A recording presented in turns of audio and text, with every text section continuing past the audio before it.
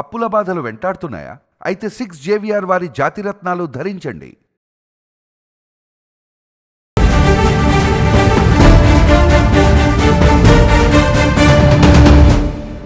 Hi hello నమస్తే, నేను మీ కట్టకర్తి. మనతో ఉన్నారు ప్రముఖ సామాజిక రాజకీయ విశ్లేషకులు చంద్ర శ్రీనివాస్ గారు. సార్ నమస్కారం. సార్ నమస్కారం అండి. సార్, కొమ్మినేని శ్రీనివాస్ అరెస్ట్ తర్వాత ఆంధ్రప్రదేశ్ రాజకీయాలు బాగా హీట్ ఎక్కాయి. ప్రత్యేకించి వైసీపీ అయితే రగిలిపోతూ ఉంది. ఇప్పుడు వైసీపీ జరిగిన సంఘటనని వదిలేసింది, ఇప్పుడు అందరికీ వార్నింగ్లు ఇస్తూ కూర్చుంది. మేమే అధికారంలోకి వస్తే మాకు వ్యతిరేకంగా వీడియోలు చేస్తున్న జర్నలిస్టులు అందరినీ వాళ్ళ పేరుతో సహా ప్రచారం చేస్తున్నారు, వాళ్ళందరినీ అరెస్టు చేస్తాము, మాకు చంద్రబాబు ఒక మార్గం చూపించారు, ప్రభుత్వాన్ని ప్రశ్నించే జర్నలిస్టుని అరెస్ట్ చేయొచ్చు అని చెప్పేసి మేము అధికారంలోకి వస్తే ఇవాళ వైసీపీ పార్టీని మాత్రమే టార్గెట్ చేస్తూ ప్రశ్నిస్తున్నటువంటి అందరినీ లోపలేస్తాము అని వాళ్ళు ప్రచారం చేస్తున్నారు. ఎలా చూడాలి? మీరు కూడా ఉన్నారా ఆ లిస్టులో? Yes, automatically. అంటే సమాజంలో ప్రశ్నిస్తే అరెస్ట్ చేస్తామంటే ఇంకెవరు మిగలరు. ప్రజాస్వామ్యంలో గౌరవప్రదమైంది 4th ఎస్టేట్, అంతే కదా. శాసన కార్యనిర్వాహక న్యాయశాఖలు పనిచేయనప్పుడు ప్రశ్నిస్తాయి. అది రాజ్యాంగం ప్రసాదించిన హక్కు. ఆర్టికల్ 14, ఆర్టికల్ 17, ఆర్టికల్ 21 ఏం చెప్తుంది? Right to freedom of expression everywhere in India. ఇతరుల మనోభావాలు దెబ్బతినకుండా మాట్లాడాలి, అంతే కదా. ప్రజల్లో ఉన్నది చెప్పేది జర్నలిజం వృత్తి. అవును, ఖచ్చితంగా. మీరు అడిగిన దానికి మీరు ఏమన్నా ప్రశ్నిస్తే దానికి సమాధానం చెప్పాలా, అంతే కదండి. ఇప్పుడు జర్నలిజం వృత్తిని కూడా కించపరిచే విధంగా 70 సంవత్సరాల వయసులో కొమ్మినేని శ్రీనివాస్ అనే వ్యక్తి పేరు కూడా, ఎందుకంటే బాహాటంగానే వచ్చింది కాబట్టి రిమాండ్కి కూడా తరలించారు కాబట్టి ఆయనకి తెలియదా విచక్షణత కోల్పోయి అమరావతి వేశ్యల రాజధాని అని చెప్పి పక్కనున్న ఎనలిస్ట్ చెప్తే కృష్ణరాజు అనే వ్యక్తి స్వయం ప్రకటిత ఏదో ఎడిటోరియల్ బోర్డుకు అధ్యక్షుడు అని చెప్పంట ఆయన. మరి ఆయన ఎందుకు పారిపోయాడు కుటుంబంతో సహా? అదే రాజధాని పరిసరాల్లో నివసిస్తున్నాడుగా. మరి ఆయనకు కూడా భార్య పిల్లలంతా ఉన్నారు కదా. ఆ మాట అనుకోవడం ఇబ్బంది లేండి. అవును, కరెక్టే. మీరు అన్నారు కదా. అవును అన్నారు. అలా అనకూడదు కదా. అవును, ఖచ్చితంగా. వాళ్ళ ఇంట్లో కూడా వాళ్ళు కూడా ప్రశ్నిస్తారు కదా, అంటారుగా. మరి వేశ్యల రాజధాని అంటారు, ఎంత హక్కు ఉందండి? ఇప్పుడు ఎయిడ్స్ వ్యాధిగ్రస్తులు ఉంటే వేశ్యలు ఉన్నారు అని చెప్పంటే నువ్వు చెప్పేది అమరావతి దేవతల రాజధాని కాదు. పవన్ కళ్యాణ్ గారు చెప్పినట్టు, చంద్రబాబు గారు చెప్పినట్టు వేశ్యల రాజధాని అంటారండి.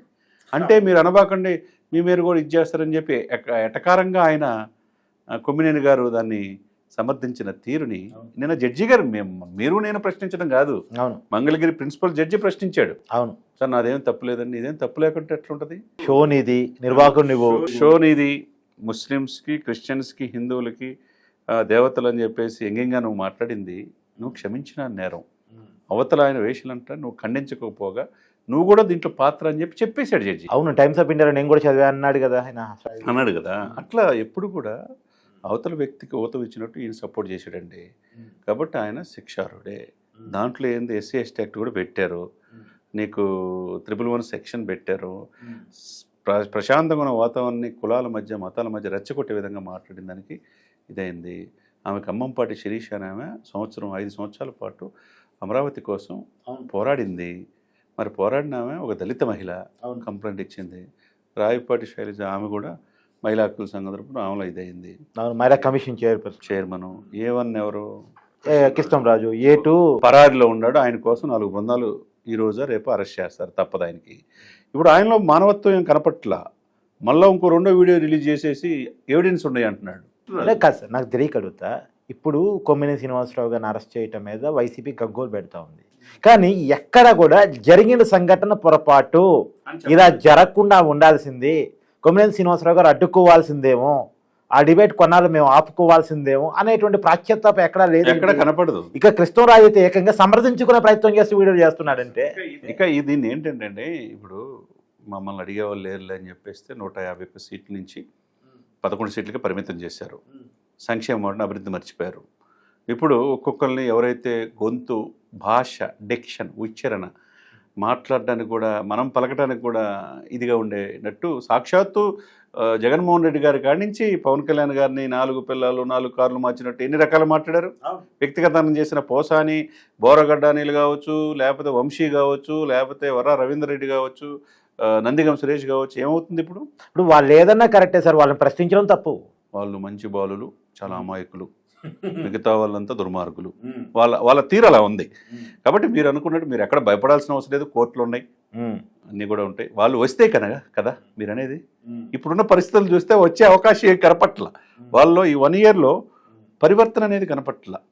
తప్పు ఎక్కడ జరుగుతుంది, ఎందుకు 11 సీట్ల పరిమితం అయిందనే ఆలోచన వాళ్ళకి లేదు. ఆ రివ్యూ లేదు. కరెక్టే. ఆ రివ్యూ లేకపోబట్టి వాళ్ళు ఇంకొక నాకు తెలిసి ఒక దశాబ్దం పాటు, ఇప్పుడు 1 year అయింది, ఈ 4 + 1 5 ఇంకో దశాబ్దం పాటు ఈ కూటమి ఆంధ్రప్రదేశ్లో ఉండే అవకాశం స్పష్టంగా ఉంది. వాళ్ళు మారకపోతే మారే పరిస్థితి ఏం లేదు. ఇంకోటి సార్ నాకు తెలియక అడుగుతా, ఇప్పుడు జగన్మోహన్ రెడ్డి గారి తాడేపల్లి నివాసం అమరావతి ప్రాంతంలోనే ఉంటుంది. ఎందుకు అమరావతి అంటే అంత కోపం, అంత విషయం, అంత విద్వేషం, అంత ఆక్రోశం ఏంటి? మీరు విశాఖపట్నం కొండలను తొలిచి 500 కోట్లతో విలాసవంతమైన భవనం కట్టుకుంటే సీఎం గారు క్యాంప్ ఆఫీస్ లెక్క, మీరు మరి అది ఆపేశారుగా. అంటే ఆ కోపాన్ని ఇక్కడ చూపిస్తున్నారా? మరి అంతే కదా. ఒక చెట్టు కూడా, ఒక మొక్క కూడా, పిచ్చి మొక్క తీల రాజధాని పరిసర ప్రాంతాలు 26 గ్రామాల నుంచి 33,000 ఎకరాలు స్వచ్ఛందంగా ఇచ్చిన రైతులను అవమానించినట్టు. ఓకేనా? అక్కడ పనులు జరుగుతున్నాయి ఎప్పుడు లేని విధంగా. 15,000 కోట్లు కేంద్ర ప్రభుత్వం బడ్జెట్ ఇచ్చింది. రోడ్డు కనెక్టివిటీ అయిపోయింది. నిత్యం 24 hours 8,000 మంది పనిచేస్తున్నారు. వేగంగా పనులు జరుగుతాయి. సిఆర్డీ ఆఫీస్ 7 అంతస్తుల బిల్డింగ్ పూర్తయింది. నెక్స్ట్ హ్యాపీ నెక్స్ట్ కూడా తీసుకొస్తున్నారు. తర్వాత ఐటీ కోసం 10 ఎకరాలు కేటాయించారు. ఎల్ఎన్టీ వాళ్ళు నిర్మిస్తున్నారు. అన్ని టెండర్లు కాల్ఫర్ చేశారు. 65,000 కోట్ల బడ్జెట్ ఉంటే 50,000 కోట్లు రిలీజ్ చేశారు. పనులు జరుగుతున్నాయి శరవేగంగా. రోడ్డు కనెక్టివిటీ కూడా ఇచ్చేశారు. రైల్ కమ్ రోడ్ బ్రిడ్జ్ కూడా వచ్చేస్తుంది. ఇవన్నీ వస్తున్నప్పుడు తను ఏదైతే ఆకాంక్షించాడో అది కానప్పుడు మరి బాధ ఉంటుందిగా. అంతే, బాధ ఉంటుందా? అదే ఇప్పుడు తన వల్ల కాంది వీళ్ళు చేస్తున్నారు అనేది బాధ ఉంది. కాబట్టి ఇప్పుడు ఏందో నివేదికలు ఏదో ఒక పేపర్లో వేసినంత మాత్రాన్ని వేషాల రాజధాని అని అనటం సరే. ఆ ముఠాలను పట్టుకోవటం అదంతా అన్ని చోట జరిగిస్తారు. హైదరాబాద్ లో జరగవా? Police rights జరగవా? ఇక్కడ పట్టుకోరా? అంటే ఇక్కడ ఏంటంటే ఒక మహిళా జాతిని అవమానించినట్టు. ఎస్, మహిళలు రగిలిపోతున్నారు. వాళ్ళు మాకు అప్పచెప్పండి, కేసులు కాదని చెప్పి అంటున్నారు. వాళ్ళు రోడ్ల మీదకి వచ్చి, ఏం సార్ మనం బుద్ధుడు నడిచిన నేల సార్ అది. ఆచార్య నాగార్జునుడు సంచరించిన ప్లేస్ సార్. మేము అదే యూనివర్సిటీలో చదువుకున్నాం సార్. దాని ముందు 23వ తీర్థంకర్ పార్శ్వనాథ టెంపుల్ ఉంది సార్.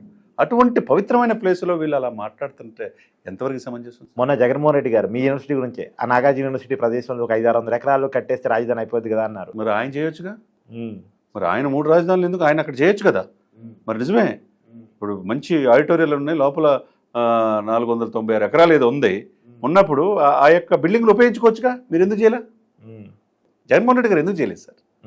సార్ ఇక్కడ ఏంటంటే సార్, ఎవరిని ఎవరు బెదిరించలేరు సార్. ప్రజాస్వామ్యతంగా ఈ గొంతును నొక్కే స్వేచ్ఛ వాయువుని నువ్వు మాట్లాడొద్దని బెదిరించే రోజులు పోయినాయి. ప్రతి ఒక్కరికి హక్కు ఉంటాయి. ఇప్పుడు నేను అరెస్ట్ చేశారు అన్నారనుకోండి, మీ యాజమాన్యం ఊరుకుని ఉంటుందా? లేకపోతే మళ్ళీ మాలాంటి శ్రేయోభిలాషులు మేము వెనకుంటాం కదా. మీరు ఆ లిస్టులో ఉన్నా ప్రశ్న మేము ఉంటాం కదా.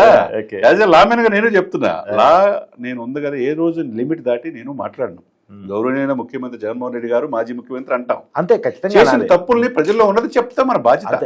విమర్శించడం మన బాధ్యత తప్ప తిట్టడం మన బాధ్యత కాదు. అంతే కదా, ప్రజల్లో ఉన్నదే కదా మనం చెప్పేది, బాధ్యత కాదు. కాబట్టి వాళ్ళు ఏదో అనుకున్నంత మాత్రాన ఇక్కడ ఏమీ లేదు.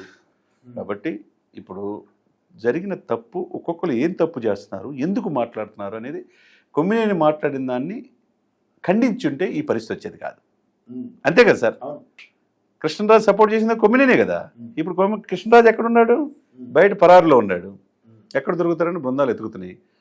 కాదు సార్, ఇప్పుడు నేను చూస్తూ ఉన్నాను, వైసీపీ మాజీ మంత్రులైనా మాజీ ఎమ్మెల్యే అయినా కొన్నాళ్ళ పాటు పరారీలో ఉంటారు. తర్వాత పోలీసులు పట్టుకొని రావాల్సి వస్తూ ఉంటుంది. సరే, అది రాజకీయ నాయకులు ఏమనుకుందాం. ఇప్పుడు ఒక సీనియర్ జర్నలిస్ట్ అయ్యండి, చట్టాన్ని సహకరించి తప్పు చేయకపోతే నేను చేయలేదు, నేను కామెంట్ చేస్తానంటే ఈ కారణాల వల్ల కామెంట్ చేశాను, ఇదే ఎవిడెన్స్ కోర్టు ముందు పెట్టి, ఇదే ఎవిడెన్స్ పోలీసులు చెప్పి చూపించుకొని డైరెక్ట్గా ఉండొచ్చు కదా. ఎందుకు అంటే తప్పు చేశాను అంగీకరించడం కాదా పారిపోవటం అంటే? అంతే కదా. పారిపోతే తనేదో సత్యులుగా నిరూపించుకోవడానికి ఇంకొక వీడియో రిలీజ్ చేశాడు. ఆయన వదిలిపెట్టే ప్రసక్తే లేదు సార్.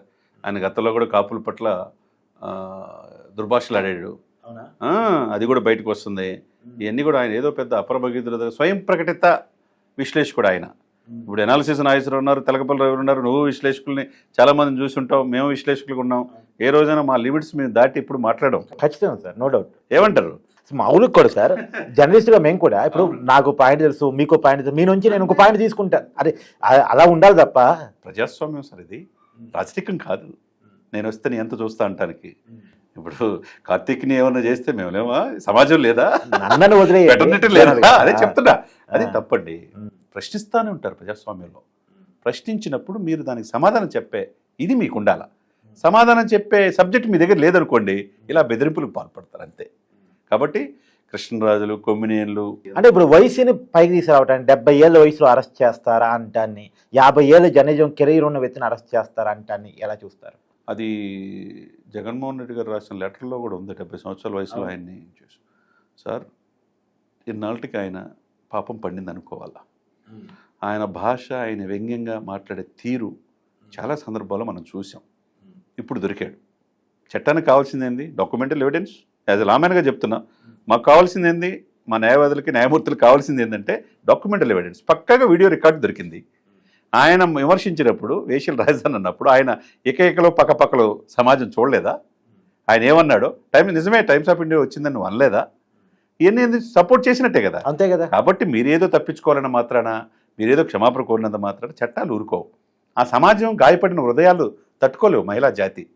మహిళలు సార్ స్వామి వివేకానంద ఏమన్నాడు సార్, మహాత్మా గాంధీ ఏమన్నారు, అర్ధరాత్రి ఆడపిల్ల ఎప్పుడైతే ఒంటరిగా నడిచి వెళ్ళగలదో అదే నిజమైన స్వాతంత్రం అన్నాడు. అవును, ఆడదానికి మనం ఇచ్చేటువంటి ఇంపార్టెన్స్ అలా ఉంటుంది. సనాతన సంప్రదాయం, గౌరవం, స్త్రీమూర్తికి మన ఇది భరతమాతకు మనం ఇచ్చే గౌరవం. అంటే అది దేశాన్ని భర్తమాతతో పోలిసినప్పుడు మన రాష్ట్రాన్ని తెలుగు తల్లి అంటాం. అంతే. ఇటువంటి దుర్మార్గంగా మాట్లాడే వాళ్ళకి ఏం చెప్పాలి సార్ మనం? అవును. Thank you sir. Thank you so much.